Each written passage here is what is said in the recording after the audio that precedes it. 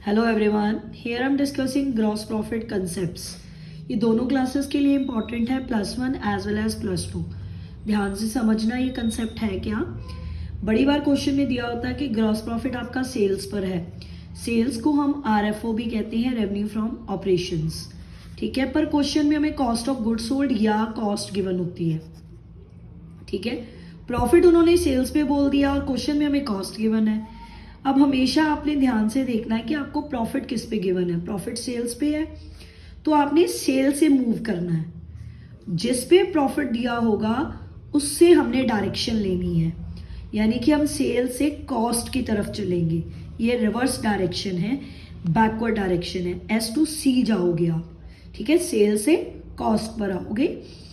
इस केस में आप प्रॉफिट कैसे निकालोगे? Cost into rate over 100 minus rate, ये फॉर्मूला लगा के। ठीक है, अब देखो रिवर्स जा रहे हो तो माइनस का फॉर्मूला लगेगा। अब एग्जांपल में देखना, COGS है 9 लाख, GP आपको बोला है 10% ऑन सेल्स या RFO revenue from operation. 9 lakh rate कितना है 10% into 10 over 100 minus 10, 9 lakh into 10/90, 1 lakh आ गया आपका ग्रॉस प्रॉफिट। ठीक है, ये आपका ग्रॉस प्रॉफिट आ गया। सेल्स का क्या फॉर्मूला होता है? कॉस्ट या COGS प्लस GP। इसको आप कॉस्ट ऑफ गुड्स सोल्ड भी लिख सकते हो। ठीक है, या cost of revenue from operation भी हो सकता है, CO कॉस्ट ऑफ RFO। ठीक है, कोई भी वर्ड आ सकता है इन तीनों की जगह पे, तो मतलब सेम है।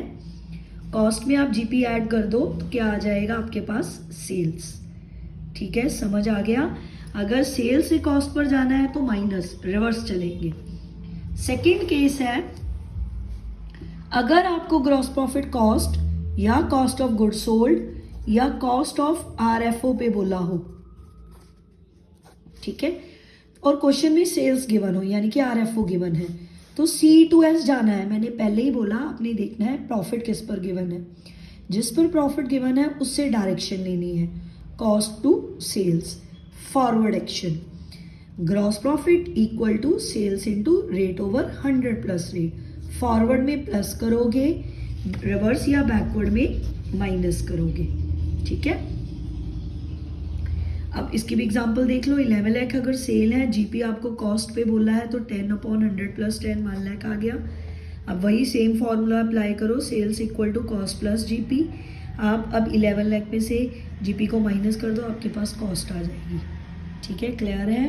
बट ध्यान रखना, ये फॉर्मूले तभी अप्लाई होंगे अगर प्रॉफिट दिया हो कॉस्ट पे और क्वेश्चन में सेल्स हो, ऑपोजिट टर्म्स गिवन हो। प्रॉफिट अगर सेल्स पे है, क्वेश्चन में कॉस्ट गिवन है।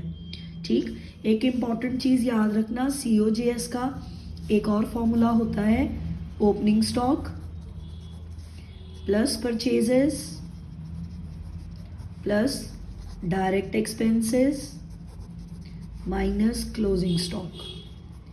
ये भी बहुत इंपॉर्टेंट फॉर्मूला है COGS का। ठीक, एक COGS का और फॉर्मूला होता है COGS का, याद रखना, या कॉस्ट ऑफ RFO का, कुछ भी कह लो मतलब सेम है।